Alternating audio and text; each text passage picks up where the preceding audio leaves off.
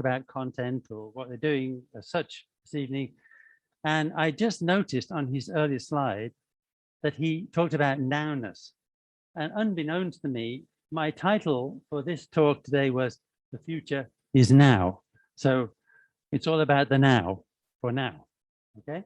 So I always look for signs, and it's the way my mind works, because I do things a bit differently than normal hotels. Okay. So let me tell you a little bit about myself. I'll introduce myself as we go along. And then you'll see where I'm coming from, literally as well as figuratively, in what we were trying to do here in our business model, right? Which is slightly different. And you have to understand, I started this 25 years ago, my business, and I'll explain that later. So let's see, does it work? Click. Oh, there. Will this click or? Okay, so I come from England. Anybody been to England? Ah, okay, then. So I come from England. I come from a little village in the middle of England. It's called Hampton in Arden. It's basically like a normal English village, 2 pubs and a church. You know what a pub is? Bar, restaurant. Okay, and this is one of the pubs. And most of my youth, I used to spend in that pub. But before anybody thinks I had a drinking problem at an early age, I have to tell you, my parents managed that pub. Okay? That's sort of a joke, but that's okay. That's fine. So anyway, the point is this. Growing up in the hotel business, I've always been in the hotel business. My family was in the hotel business. I learned some of my basic traits for my career. This was the base of my career from this pub, from my parents. Because my parents, in managing this establishment, they treated the people they worked with as their family. And they treated their guests as their friends. And I've always tried to take that trait, those emotions with me wherever I've worked in hospitality, and tried to take them along to other places wherever I've worked. And also in a village, probably a number of you come from a village, you're very interdependent with other people. So there is a connectivity, there is a getting together, there is a dependence on each other. So that was also something to think about when we're working in communities, wherever we are, right? So these are some of the things that come to mind. Also, my parents did a lot of work with the society, with the community, to help develop the community. So these were all aspects of what I was thinking of, I guess, as I was growing up in the industry. So I started off as a chef. That's me. Actually, I'm a bit younger there, but okay. And I have a hat on. Yeah, I know. Hide the bald spot. So I grew up as a chef. I mean, my first job was a chef. I worked in London as a chef and started in food and beverage, which a lot of Europeans did in those days. It's quite a while ago now. But when I realized that I wasn't going to be another Gordon Ramsay or a Jamie Oliver, I thought, okay, I better go into management. So then I went into management. And I was fortunate. I had good training in London at the Waldorf Hotel there. But then I moved on, went to Bermuda for a couple of years. You know where Bermuda is? Bermuda is actually just in line with New York, but it's in the sort of, oh, thank you very much. Thanks, Jerry. Is that where it is? Oh, okay, fine, good. I wonder where it was. And I spent a couple of years there and worked in a resort there, a 5-star resort there, and did food and beverage and rooms. But anyway, then I went to Canada. Everybody knows where Canada is, right? Okay. And I was fortunate because I joined a company called Westin Hotels and Resorts. Everybody know Westin Hotels and Resorts? Okay. So I joined them in Toronto. You'll see here, Toronto. And then from Toronto, I moved to Calgary. I was transferred to Calgary. And then I went to Vancouver, all with Westin Hotels. I don't know if you've heard the expression, go west, young man. It's an old Western Canadian, North American term, go west, young man, to find new things, to adventure and all this sort of thing. Well, actually, I went so far west that I came east. And in 1983, before some of you were born, I'm hasten to say, I became the resident manager of the Kowloon Shangri-La Hotel, just down the street, okay? And that was managed by Westin in those days. That was before Shangri-La International was even formed. And in that hotel, we have 720 rooms, 8 bars and restaurants, and I had 1,300 staff reporting to me, which was probably quite a few people, you'd have to admit. 1,300 staff in the hotel, in the Shangri-La at that time. Actually, when I was there about 3.5 years in that position. We actually reduced the staff by about 200, but actually we didn't reduce the service. We didn't make any difference. We didn't affect anybody. We didn't lay anybody off or anything like that. We just worked more effectively and efficiently. And that was part of, I guess, my role and my job was to make sure we have an effective and efficient service team. But always, it was number 3 in the world when I actually worked there, I have to say. I'm very proud of that.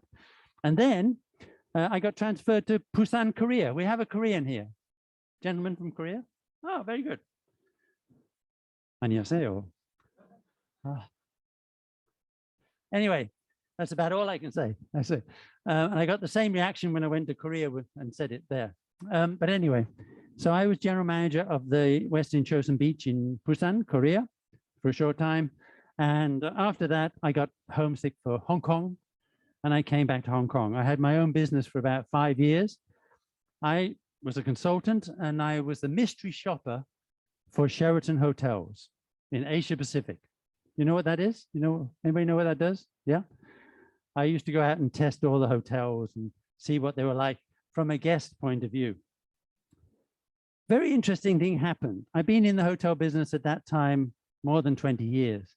But as a guest, as a professional guest, I suddenly realized that it actually what I was giving the guest as a hotelier wasn't necessarily what the guest wanted. Right? So as a hotelier, I thought they wanted this. So, you know, that I could give them 24-hour room service and somebody could come on the door and knock and give them a coffee.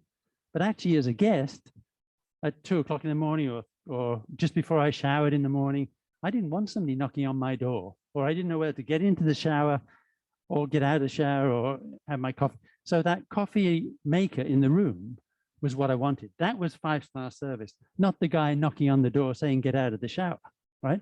So also it was interesting that my take on what the guest wanted was much more prevalent in those days. Anyway, so moving on, my next role was I was doing some consulting, as I said, and one of my clients was Marco Polo Hotels. Everybody know Marco Polo Hotels? Just down the road again. And they were opening a hotel in Vietnam at the time. And so they asked me as a consultant to help open the hotel. And that's where we coined the phrase, hire attitude and train skill. Because in Saigon at the time, Ho Chi Minh City now, you couldn't find, well, you could find people who'd been in the hotel industry a long time, but as Professor Buhalis said before, their attitude probably wasn't the best. They'd been around a long time, wasn't the best. On the other hand, young people who were more active and more friendly and whatever, they hadn't got the experience. So we had to take young people, sometimes had never seen a hotel before, never worked in a hotel, and train them on how to work in a hotel, even to their hygiene, personal hygiene, in cases teaching English, because they didn't have that expertise or experience. That was one of the best openings we ever did. And we hired them because they could laugh and they could interact friendly through interpreters originally. And then they were like sponges because they really wanted to learn, which was a really gratifying situation for us as hoteliers.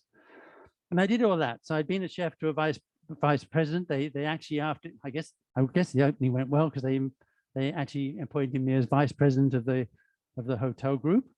And I went from operations into HR. So I became the VP of HR for Omni Marco Polo Hotels. So I did all that, and that was fine. but something was missing. And I just really wasn't feeling, that I was achieving everything that I should achieve. So it's sort of like, what do I really want to do with my life? And as part of that, I went into some introspection and another process. I won't go into the details, but I went on a 9-day retreat to figure out what I wanted to do. And on the first day of the retreat, they said, what's going to make you happy? What do you enjoy doing, right? And I came up with these things. So let me share with you. So it was work with people, which I took to be guests and staff. I like to be physically fit. I used to work out and go to the gym and keep active. I always like to be mentally stimulated about new ideas. I'm not bothered about history. I've been there, done that, and I got the t-shirt, but I want to move on. I wonder what's the new trends, what's interesting. I like to help other people maximize their potential. So I guess that was the HR coming through in what I was doing. And I was doing Rotary youth, Rotary clubs and youth service, community service. And I guess that also was coming from my background. And I was concerned about the environment. Even in those days, 25 years ago, I thought there was a need to look at the environmental issues of the day. And I wanted to have some fun. If it's not fun, why do it? I mean, we're going to work 8 hours a day at least in our chosen professions, and at least 5 days a week until they do a 4-day week here. But, it's got to be fun and enjoyable. And the other thing is I had to pay the rent. So I had to be self-sustainable as much as about sustainability in any other way. So these things I thought, oh, that's very interesting. And I figured out that I could do those in a resort. So on the first day of the 9 days, I thought, gee, I can do that in a resort. I've been training for this all my life. So if I can click it, I don't know what's going on. Oh, I'll go back one. So this is what I want to do with my life. This is what I decided I wanted to do with my life. And basically, it was to do two things. One, find balance in my own life, and marry my vocational training with the community service that I was doing. This was about a business model. It wasn't about a social venture. This probably these days would be called a social venture, but it was more about how I wanted to live my life, how I wanted to do my business, and I wanted to be sustainable. So it's about creating responsible and sustainable tourism projects where people can balance their body, mind, and spirit in an environmentally friendly space. And in those days, we were thinking about spa treatments, physical exercise, and seminars for the mind in as I say, a natural environment for enjoyment. And when I talked to people about this in the corporate world, because this was in my mind, I'd come back after the 9 days, I quit my job, no income, no big bank account. As Nike says, just do it. And that's what I did. So I told some of my corporate friends, I said, this is what I want to do in my life, body, mind, spirit, environmentally friendly. 25 years ago, they said to me, have another drink, you'll be fine. Few drinks, forget it. Or like my family, they asked me to go home because they thought I joined a cult. Because in those days people didn't talk about these sort of things, and particularly not in the hotel business, because it's very conservative, as you all probably know. But I persevered, and I told a few other people, and they said, well, that's what we want too. Oh, maybe I have a bigger market. I thought I'd get one resort, sit on the porch, manage the resort, and do the programs to keep me healthy into my old age. But if there's more market out there, more demand, maybe there's something more to it than that. And the other reaction I got was, because we talked about the environment, even in those days, people would say, oh, well, maybe he's very liberal, or, a bit sort of loosey-goosey, or a tree hugger, maybe a tree hugger. And I may have been all of those things. But what I realized very early on is, if you're not profitable, you're not sustainable. And if you're not sustainable, you're not around to do the good work that you want to do in terms of the community. So we did have one resort in Indonesia, in Yogyakarta, Indonesia. Anybody from Yogyakarta on the panel? No. Okay. Sometimes there is. Oh, yeah. Yeah, but it's a very great place, very spiritual. And we did that for about 1.5 years. Unfortunately, there was an economic crisis at the time in Indonesia. And after 1.5 years, that went away. But having said that, what you realize is once you get one, actually, it's not too more difficult to get two. And so our second resort, we got through internet chat. I don't get my resorts by going out and saying, oh, I like that, or you know, somebody, I get it different ways. I always say the universe provides, and the universe did provide because somebody was talking to somebody else on internet chat, and then they talked to somebody else who was opening a resort in Bali. And this was our second resort, but this was the cream, right? So this is the Bali in Bali. Anybody know Bali? Yeah, anybody know of the Bali? No? Okay, well, I can tell you this resort is 20 pool villas, right? Each one has its own pool in the villa. You can see it here. It was one of the 100 best in the world by Condé Nast Traveler when it opened. And because of that, we got a lot of exposure. We got a lot of good write-ups. We got a lot of press, a lot of marketing, right?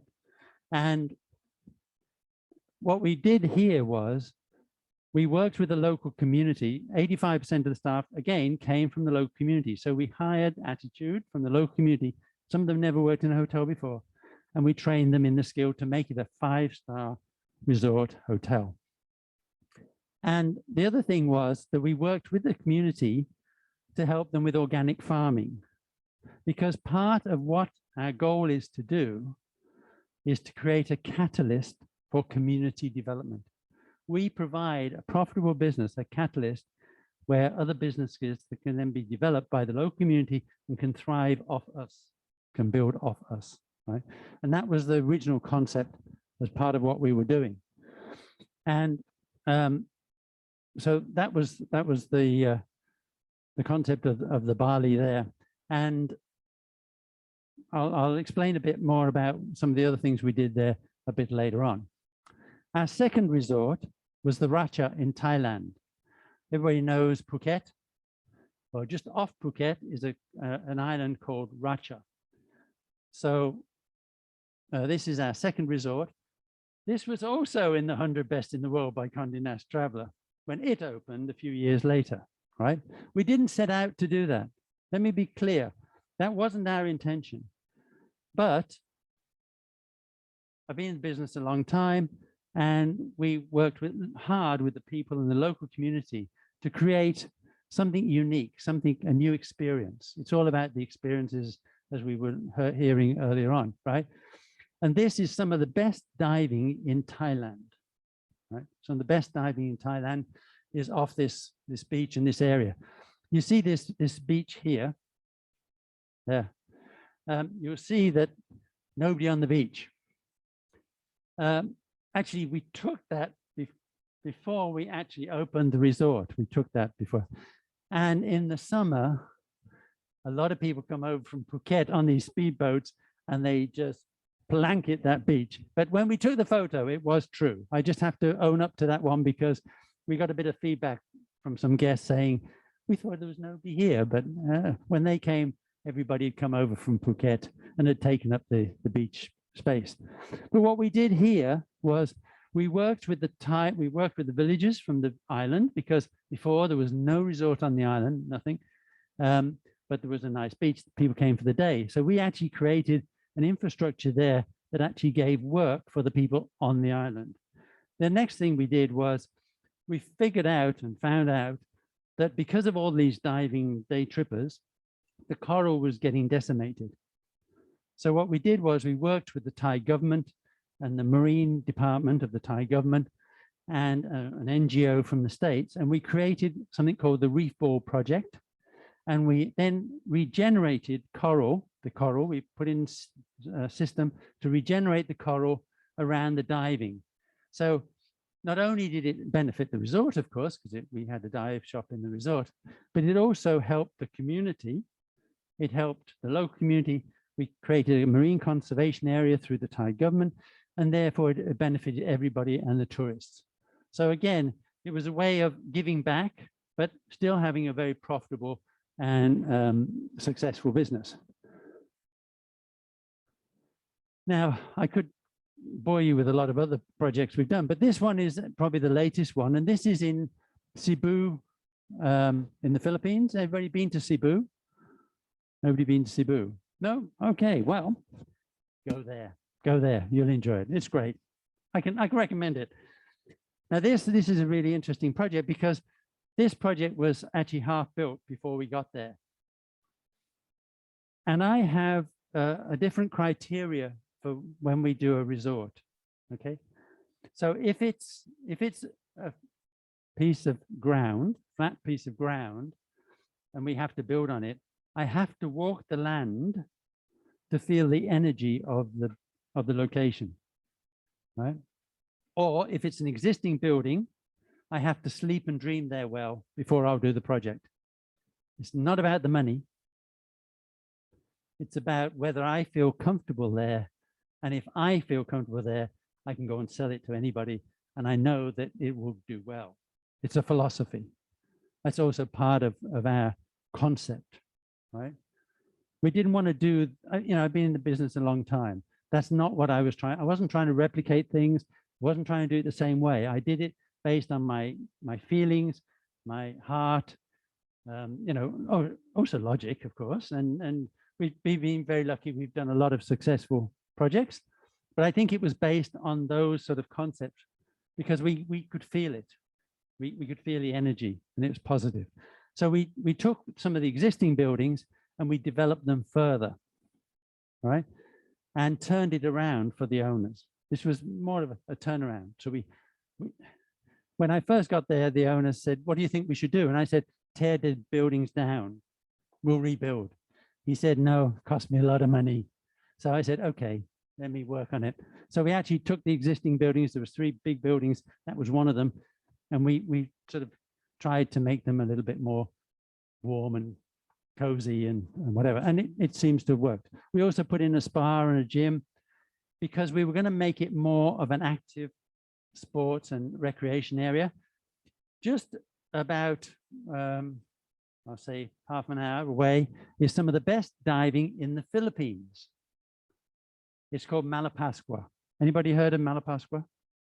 Anybody, any divers here? Okay, go to Malapascua. Oh, great. Well done. Go to Malapascua. It's the only place, well, not the only place, but there's very few places in the world where you will see the Thresher Shark. The Thresher Shark is a shark with a big long tail. Normally I have a picture, but I didn't put it in this presentation, but it's a thresher shark and it has this big long tail. They call it the Kung Fu shark. Do you know why? Because the way it catches its fish, its feed, is it flips its tail, which knocks them out, and then it catches them and eats them, right? So it's a Kung Fu shark. Anyway, so that's some of the best diving there. And again, when we got there and we worked on the project, that was one part of it. But also we were trying to work with the local community to engage them in things like arts and crafts. There was an amateur art group there from the villages. These people really don't have a lot of, you know, opportunity. In the north of Cebu, I mean, if you go to Mactan and south of Cebu, there's a lot of development. Up north where we are, this is the northern tip of Cebu, there was basically not a lot of economic development. So we then were tasked to create this economic development area using this resort. This is 18 rooms and 22 villas, so about 40 keys, something like that, right? So again, all our resorts tend to be around, I'll say 40, 50 rooms. They're small, they're boutique. Because of that, we can be very, as Professor Buhalis said, agile. We can actually pivot quite quickly. And that gives us an advantage. But the other thing is here we worked with the tourism, Department of Tourism of the Philippines. We worked with local fishermen because their way of fishing sometimes in that area was with bombs, you know, bomb fishing. And that was, again, decimating the coral and also affecting the fish life there. And particularly if the Kung Fu Shark went away, a lot of livelihoods would have been lost. So we had to then create, again, a marine conservation area, and we had to work with the local fishermen, the local department of tourism, and then create these things. So again, although we're in the hospitality business, we're in the hotel business per se, we're also a part of the community. And it's important that we, as being business people in the community, participate in community activities and situations, right? And I'll talk more about that later. Oh, question? Oh, okay. Yeah, stop me if you have a question. Hello. Oh, try again.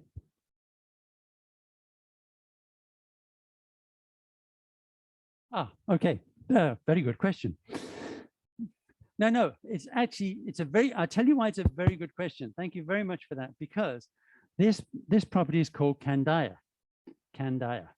And I'm glad you said that, because you will notice that all of our properties have a local name.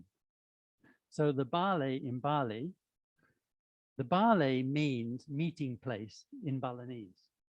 So our resort became a meeting place. We took it as a meeting place, not just for our guests and people, but the whole community.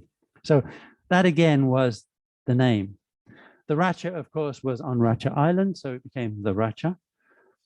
This property already had a name. It was called Kandaya. So of course, the first thing I ask is, why? Why is it called Kandaya? What's the meaning? Because the meaning can actually help me a lot when I develop a project. So they explained to me that Kandaya meant house of Daya. And Daya was a chieftain of the local area, right? And he was a very charismatic leader, very strong leader, very community-minded. He built a series of watchtowers around the villages to protect them from the marauding pirates at that time. Fortunately, the pirates had gone away by the time we got there, but but that was part of it. But the interesting thing is, right, and this is where it comes into our marketing, is it's the story, right? So the name meant a lot. Our logo for the resort became a watchtower, a stylized watchtower. When we went out and told the community about our development, because you've got to involve the community as you go along, right? We told them about how it was associated with the heritage and culture of the location, with the king at the time, which was Daya, King Daya, and how it all related, and how we were going to be part of the community, how we were going to add value to the community, how we were going to help the community and support them and encourage them, which were basically the essence of what Kandaya did, or Daya did. And this was the house of Daya. So that when we went out and said that, and we told the story, it became marketing, right? And the same with the Bali, meeting place. Our restaurant at the Bali was called Faces, because it was where we thought interesting people would be. And you'd see all different nationalities, all different types of faces there. And some of them were quite well known from the internet or the movies at the time. Things like that. These are the things that actually gave us our marketing. We didn't do advertising. I've never, as a company, Sanctuary Resort, we didn't do advertising as such. And I'll explain a little bit more about that later on. But thank you for asking that question. Does that explain a little bit about Kandaya and the place? Okay, so again, this is Chintamani in Cambodia. I don't know if anybody's heard of Chintamani or Cambodia, of course, but this is in Siem Reap. And the reason I share this is because this was a 40-room guest house in Cambodia in Siem Reap. And what happened was we were doing another project at the time, which I haven't showcased here, but it was called Hotel de la Paix. And the project got delayed, but we had this guest house that the owner said, well, should I rent it for the staff who were going to stay there and for training, or should I let it go? And at the same time, I was dealing as a representative for the industry on boards that were talking about child sex tourism and trafficking in women in Asia. It's a big problem, right? No getting away from it. It's a big problem. But after talking to the people about this issue, politicians and things, nothing gets done, right? It's very political. So we decided that we would take this guest house and we would train local community young people at risk of these issues. So what we did was, with some friends and other industry people, we set up this 40-room guest house, right, to fund a not-for-profit training school for young Cambodians at risk of these issues, right? Free. They would have free training. They could do the training and then they'd go and work anywhere. They didn't work for us.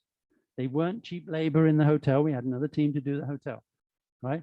Then they could go and work anywhere. But that gave them a hand up, not a handout as such. Having said that, we then went to the NGOs and we said, okay, can you help us find these young people who are at risk? And nobody came. Nobody came. Why not? Well, it's like this. If the family put the kid onto the street, they got money. If they sold one of the family, they got money. They're not interested in 6 months from now, training, career, and it's like, how do I feed the family now? So what we ended up doing was giving a small stipend to the student to attend the free schooling and a bag of rice for the family every so often to feed the family. And then some other things that we could help out with, we did. But that was the reality of the situation, right? And we've got now graduates, I think, all over Cambodia. But that gave them a hand up. This is a picture of some of our students. It wasn't fancy. It was a basic training, and it was to give them a step up and an opportunity. And the 40 rooms funded all of that. And then the guests who came, because they heard about the good work that was being done, then started to fund other projects for these students, like bicycles, because they had to walk 5 hours to school and things like that. So we got bicycles, and that was funded by our guests. So the power of this was quite astronomical. I mean, 40 rooms, wasn't a big hotel, 40 guest rooms. The other interesting factor is I had guests who stayed at the Bali, which is 5-star, best in the world, and they stayed here, in Chintamani. They said the only difference was this stuff, the hardware. The staff, the software was the same, the quality of service. That's what's important. And that relates back to some of what we were talking about earlier in the session today about that moment of truth and the experience.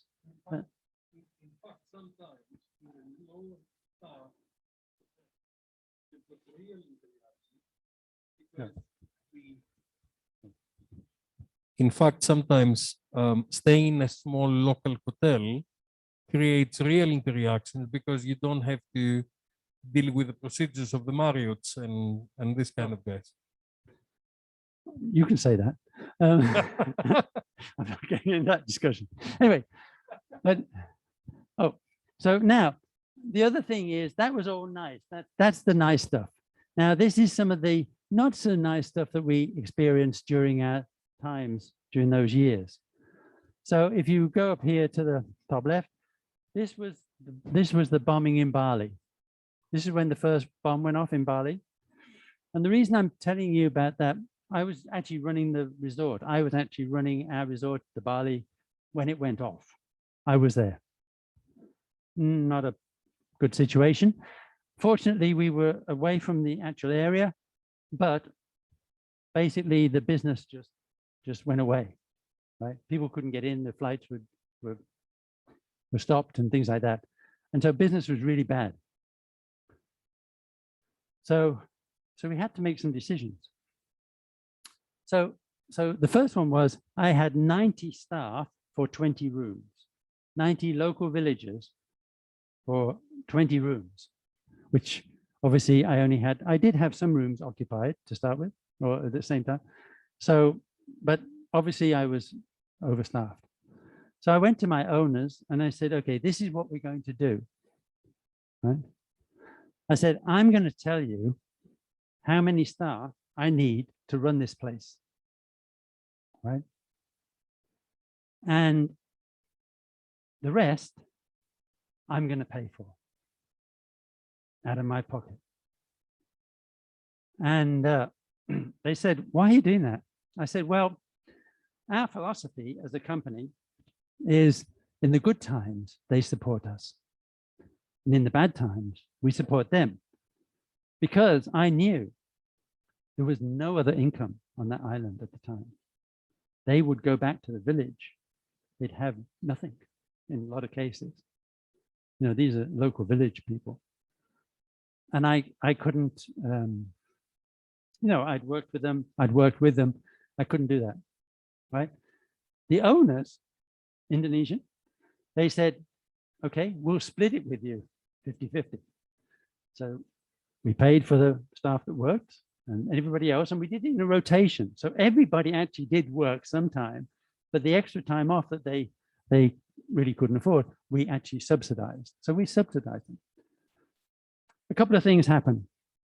First of all, the travel companies then came to us and said, oh, you've got to lower your rates, right? You know, there's no business. We can't get business. There's no flights, you know. No. Some of my salespeople said, oh, you know, Mr. Jones, maybe we should lower our price. No. Send them to me. So I said, well, you know, why do you want to? Well, you know, there's no business. I said, excuse me, all my staff are here. Nobody's laid off. All my facilities are here. Nice, 5-star. Nothing's changed, right? Nothing's changed. I've got the same staff, same people. Why would I lower my prices? Well, you know, everybody else is dropping their prices, and they were, I can tell you that. They were dropping. I said, no. I said, I tell you what, I'll give you a dinner for 2 or a bottle of wine for your guests. Oh, okay, we can go back to our head office and we'll give something. We added value, right? So one of the lessons learned, particularly in this situation, was add value, don't reduce your prices. It's very difficult to get your prices back up there. So that was our strategy. And because we looked after our staff, and because we were added value, because we had great property and everything else, we were able to bring our business back quicker, I think, than anybody else. And we did respond very much quicker in that side. This resort was La Flora in Khao Lak in Thailand. It was wiped out in the tsunami. This was one of our resorts. We lost over 100 staff and guests in that resort. I actually just arrived in Bangkok on the day, it was the Boxing Day of that year. Somebody said a wave has washed out part of Thailand. I didn't know what that was. I went into the hotel room. I never went out of that hotel room for over a week and 10 days because we couldn't contact the resort. It was flattened, basically. And the water went in a mile past our resort, that tsunami. And I say we lost people. Some people did survive. We had a 3-story building at the back of our property, and they were on the roof. The water went in a mile at 2 stories high. 2 stories high. That's a fact. We know because there was a naval boat a mile past us. And I'm not talking about a small boat. I'm talking about a big boat, all right? Big, like a ship. Anyway, but that really taught me about crisis management because, you know, I didn't know where my guests were. Everything was washed out. We hadn't experienced that.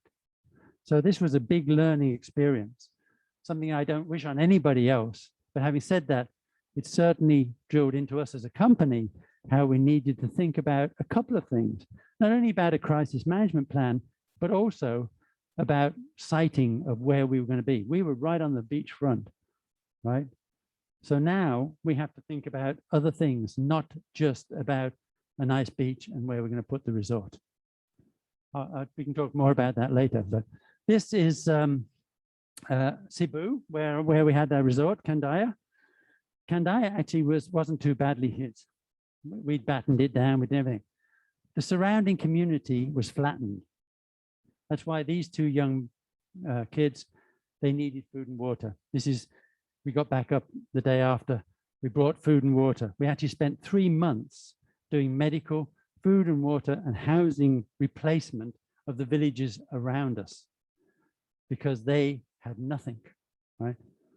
So again, it's about taking care of the people because our staff were in those villages. So we had to give back. We have to be part of the community. We have to show the willingness to be a part of it. And this one is actually Nepal. Anybody been to Nepal? Anybody been to Nepal here? No? Okay, so I wasn't directly involved in this, only that as I'm a member of the Pacific Asia Travel Association, you have a PATA chapter student. Who's a PATA student chapter member here? Anybody here? No? Oh, one. Great. I'm a past chairman. How about that? Thank you. Thank you for your support. But as part of PATA, we support each other in the industry. So I was asked to go up and do a recovery for Nepal tourism after the earthquake. And I was able to share some of these other things with my fellow hospitality and tourism members in Nepal to help them get through this devastating situation. And the other interesting thing was of Nepal was you see this, and this is what you saw on TV, I'm sure, when you look at Nepal. But actually, it was only a very small portion of Nepal that was affected. But the economic impact and effect was much greater. If you went to Pokhara, which is about an hour flight away, before the earthquake or after the earthquake, nothing had changed, except there were no guests. There was no tourists. Apart from that, everything was the same. And I know that as a fact because I'd been there before and I'd been there afterwards. The only difference, all the buildings were fine in Pokhara, the second city. Nothing changed. The only thing was there were no guests. So what we had to do was help them also get the message out that it was only a small portion at the time. And these are some of the things that we're dealing with as an industry, news and media and social media and these sort of things. You have to be very careful about that sort of thing. And I just also, this is more at home because at the moment I'm also helping 4 hotels in Shangwan. Everybody knows where Shangwan is, right? Yes, okay. So we have 4 hotels. And in the pandemic, we also had to think about crisis management and whether we would lay off our staff or whether we, what we would do. We didn't lay off anybody. We used a similar principle to what I said in Bali. These are the things you learn. We didn't drop our prices greatly, right? We made a few adjustments, but we didn't rate it. We are now in our 4 boutique hotels, which are 5-star, I have to say, but we're at the same, we're outperforming the level A tariff hotels in Hong Kong, right? And we don't have it, we're not a full service. They're actually built as more service departments. But now we're doing 70, 80% occupancy. We have a higher average rate than most people. And the room revenues are profitable, right? Because we were able to manage through the processes. And because of experience, we were able to know where to make the adjustments, let's put it that way, without affecting our people, maintaining our guests, and looking after them. When I first got involved, we were more of a service department mix, and we were going to move it into more of a short stay because that was the market. But it's interesting because now we're more longer stay than we are short stay. Right? And that's because of the market. But we're agile. We can adjust. We can make those adjustments very quickly, and that's key.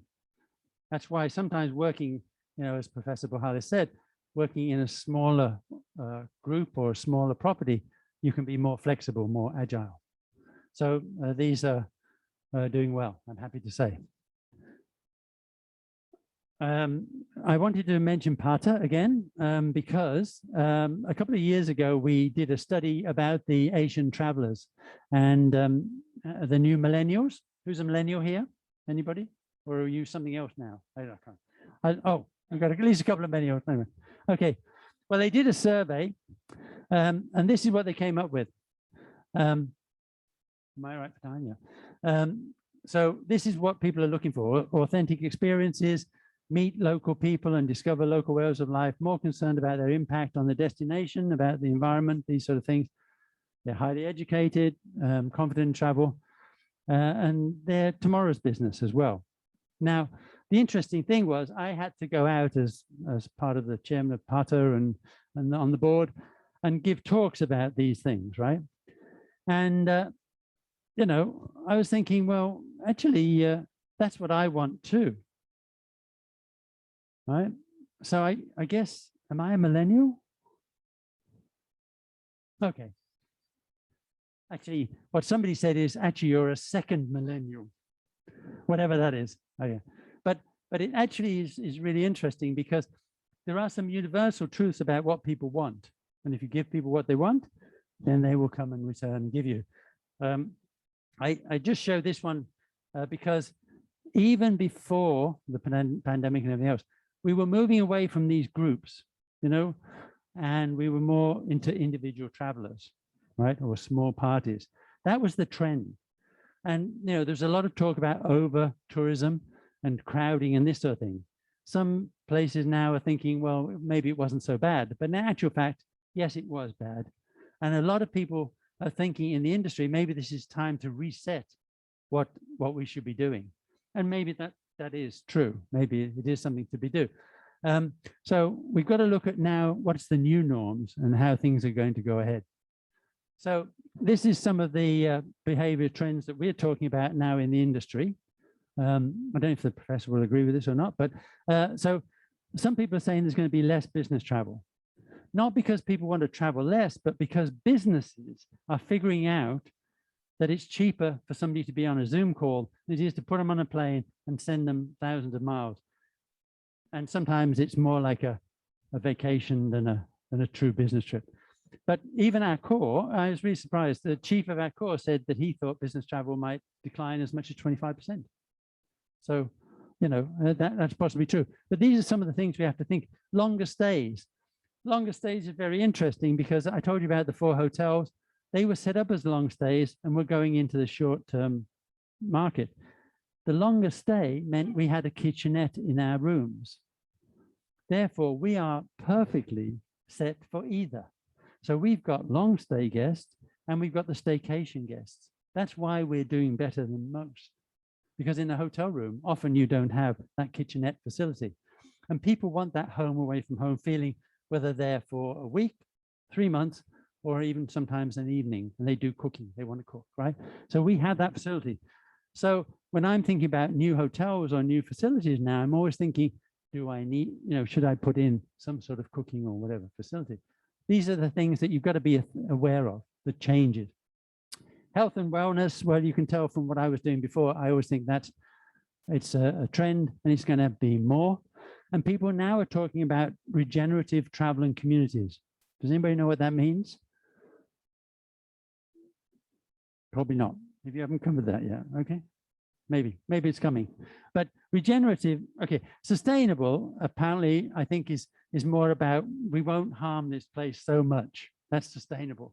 Whereas regenerative is more proactive. It's like we're going to actually put something back, or we're going to do better, or we're doing good, right? I'm hoping it's a movement rather than a term or, you know, a label. Because, you know, we've all been in ecotourism and we've been into this tourism and that tourism. So I'm hoping that it's actually meaningful as opposed to just a marketing term. And the other thing is, because of the demographics, I see that retirement communities and resorts are actually starting to be developed more and more in communities around Bali and other places, where the aging process is much more opportunity. And, you know, I'm in the resort business, but this is actually a business model for my company as much as anybody else, or any resort model, or any hotel operator, right? It's only an age thing, right? Professor Buhalis said this should be about marketing, so I had to look up what's marketing. So this is a definition that I found on the internet. No, because sometimes I don't even think about this stuff. I just do it, right? But the interesting thing that I liked was that in this whole process, it's about and community and society at large. It wasn't just about doing business. It's about what's the impact on society. The activity and processes for creating, communicating, delivering, exchanging offerings that have value for customers, clients, partners, and society at large. I think that comes back to the ethics of what we're trying to do. I don't do anything that doesn't provide value. I won't do anything that's not win-win. I say to my owners, if I sign a contract, I won't have more than you. It has to be equal. If I have more than you, that means that you will find out, I'm sure, and that will be a short-term relationship. I don't want short-term relationships. I want long-term relationship. Therefore, I have equality, right? And that's the philosophy we have in our company. You know, for me, marketing is why, what, and how. I don't know if Professor will agree, but it's basically about, you know, the why is what's the problem, and how do we solve it? What's the product and services that will support that, solving that problem, and then just how we're going to do it. The logistics, the processing logistics, and it, you know, it could be, you know, I was trying to think of a problem that we're solving. You know, maybe it's accommodations that where, you know, people want something where they can cook, and then we already, you know, what are we providing? The services is we provide the kitchenette and those sort of things. And then how do we do it? Well, we get to those people who are bringing people in who are long stays and those sort of things. But that's a very quick, short answer. So,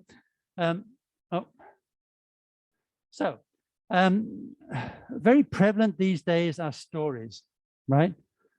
It's all about the story these days. And I've been telling so many stories. I feel like that guy sometimes. Hopefully I don't look like that guy. Sometimes you never know. But I thought as part of this, I would tell you a few stories that actually we didn't set out as a marketing program, but became marketing. And I'll share them with you because I think they're just interesting. And, you know, I'll be very quick about it. But so some of you will know that my title is Guardian, right? Guardian of Sanctuary Resorts. That's my title. So do you know what it means? No. Actually, when I started 25 years ago, somebody said to me, so they said, so what are you going to be? President, chief executive? You've got this, you know, resort, sanctuary resorts. What are you going to be? President, chief executive? I said, no, I've just come from the corporate world. You know, I don't want a big organization or a fancy title. I just want to guard the integrity of the concept because that's important to me. So my friend said, then you should be guardian of the sanctuary. Ooh, I like that. Well, you know, it sounded good. And on my first business card, I didn't put it because 25 years ago, I was already getting funny looks at what we were doing, Body, Mind, Spirit. So I thought I'd just put Andrew Jones and then Sanctuary Resorts. And then I thought, no, on my second printing, I thought it's a gift. I should honor the gift. I put it on the card and everybody goes, Guardian? What does that mean? I tell them the story. It became marketing. I was the only guardian in the hotel business. And because I was first and because I had the title and I, you know, was promoting it and we were around, we got good exposure, okay? It turned into marketing. This suit, you like the suit? Anybody like the suit? Not bad, eh? It's okay. So a friend of mine had a suit like this. And I said, I like your suit. He said, yeah. He said, you should get one like that. It'll suit you. And I said, yeah, okay, fine. Normally, I used to use the double-breasted black suits, you know, typical conservative businessman. And I went into my tailor a few months later, forgetting all about the conversation. And I said, just have the same.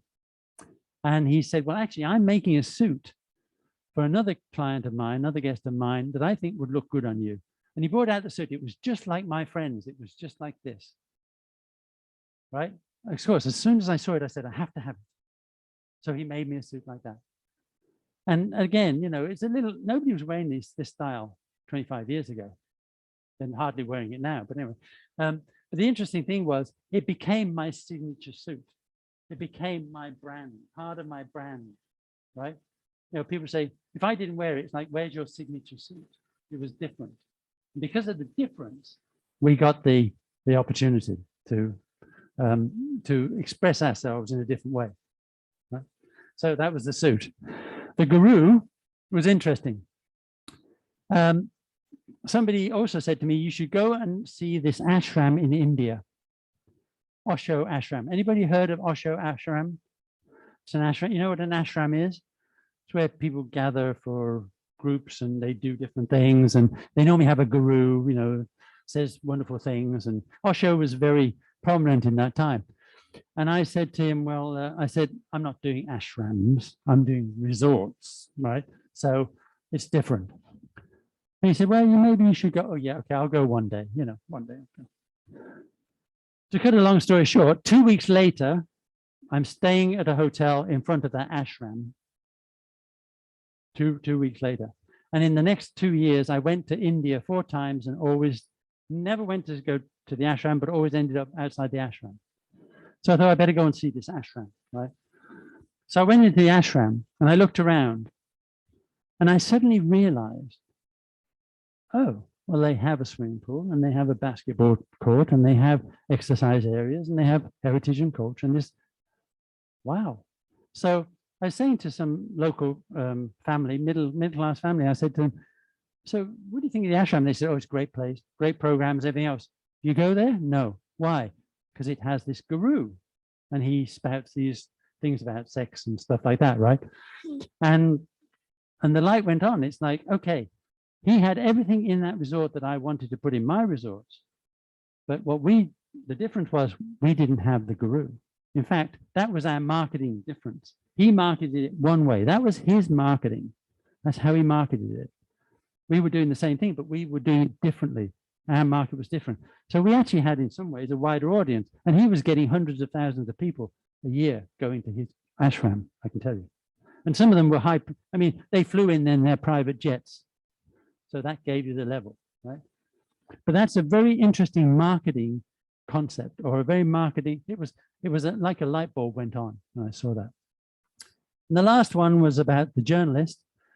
So I'm sitting in the ballet one day and this journalist comes in and he said, okay, tell me about the resort, 5-star, pool villas, 100 people serving you every day.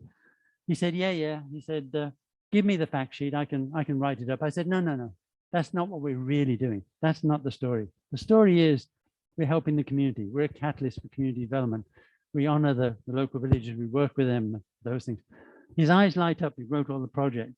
He wrote a whole slew of things. And that's how we got our marketing. All our marketing was word of mouth or people writing about us. They wrote us, let's see. Oh, there's another, oh, something missing there. Anyway, so we were in Time magazine. You see this, from sleaze to sanctuary? This is how we got our marketing. It was by our concept and how we produced, how we delivered. And this was, I wanted to see if I got, what should be on there is a page in the South China Morning Post. I don't know why it's not showing up, but anyway. I don't know if Jerry can figure it out, but.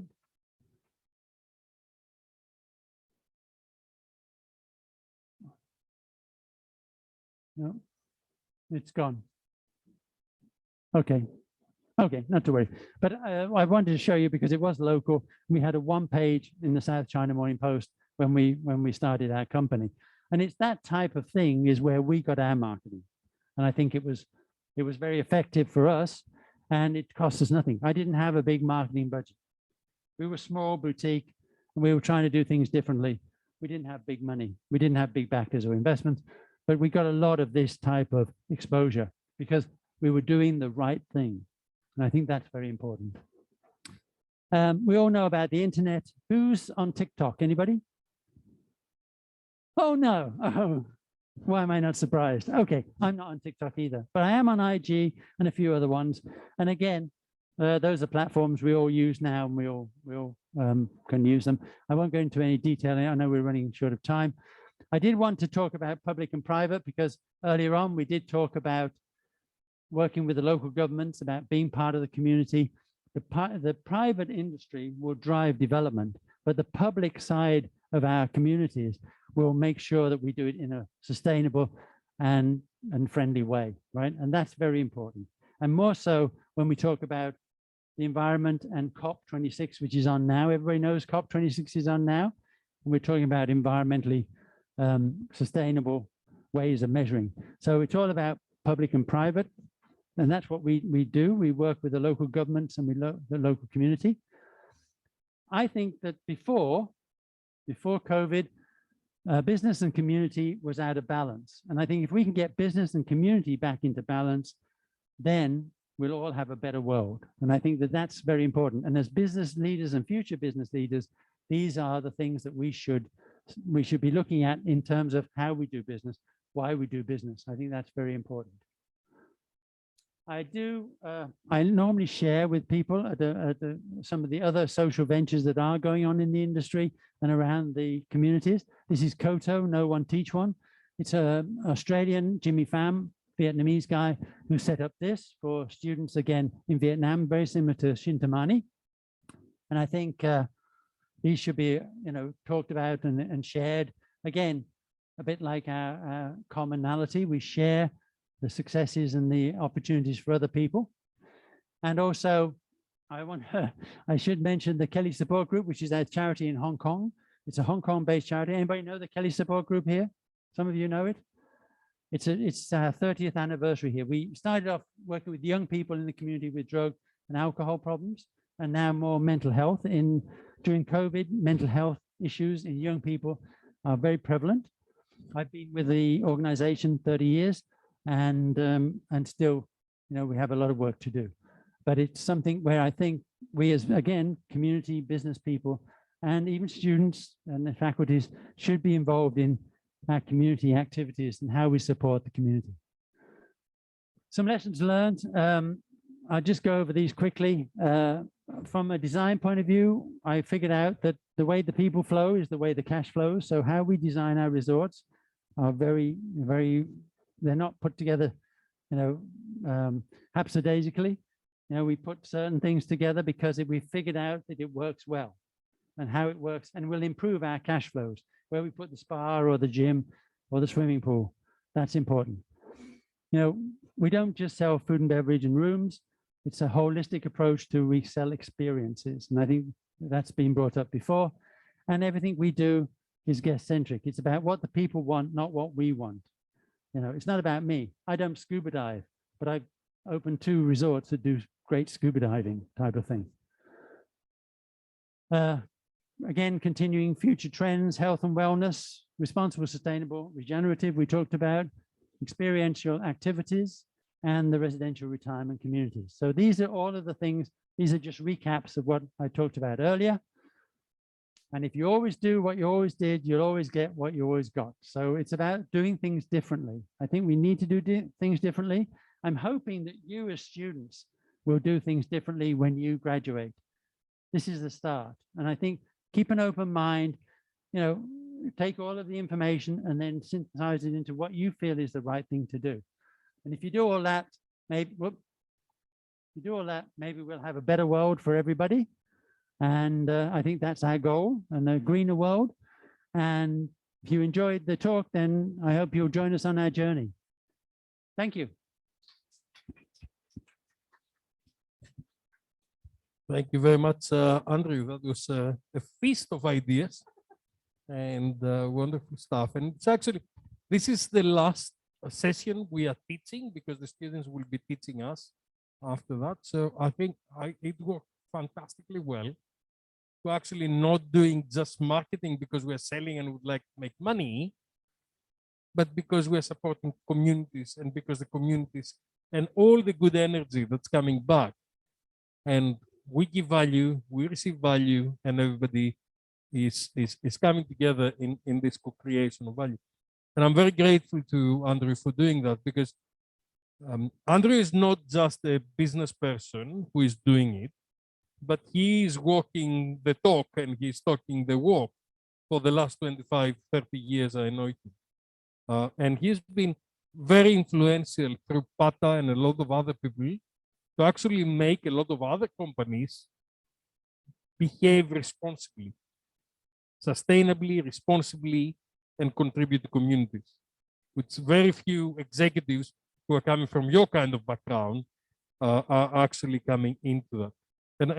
And I know the suit, but I hadn't realized it was the signature, because I always know you in this suit and always recognize you in this suit, but I didn't know that it's part of the signature.